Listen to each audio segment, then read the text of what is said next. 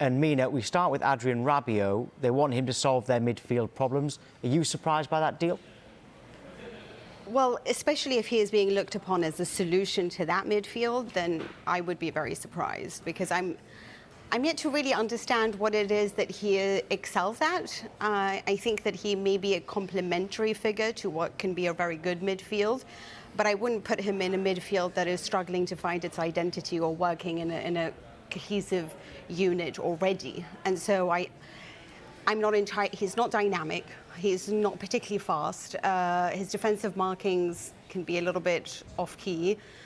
So, and he hasn't really excelled at Juventus, and yet he is still the pick for Didier Deschamps at France. And when it comes to Allegri, he's always been noted in the starting lineup. So we know that coaches like him, but I struggle to really understand, because I've rarely looked at him at Juventus and thought, wow, what a great player. So if he is, Nikki, to complement a midfield that's maybe already strong, I mean, where would you put him? Let's say it's a midfield three. Where do you put him? Do you put him as the deeper one? Do you put him alongside the deeper one?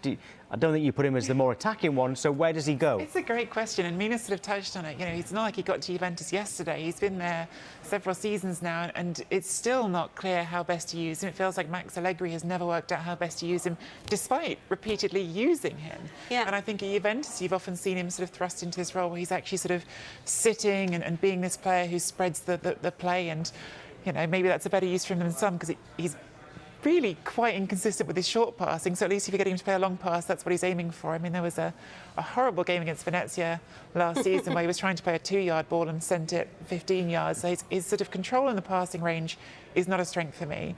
I think there are some strengths in his game, but they're sort of very specific. And I would say he has a certain strength and physicality and dynamism on the ball. I don't think we've seen it much in the last few years, but I think that's something that I would imagine maybe you can lean towards him as a box-to-box midfielder. Maybe he's sort of a complementary figure to someone like Fred sitting in the middle of that Manchester United midfield, because you can put him outside and ask him to make those runs. At times we've seen him do that. He's got a great goal against Milan a couple of years ago where he carried the ball himself. But overall, it's really hard to identify what he does well consistently, because again, his short passing hasn't been that good, and his assist numbers aren't that good, and his goals aren't that good.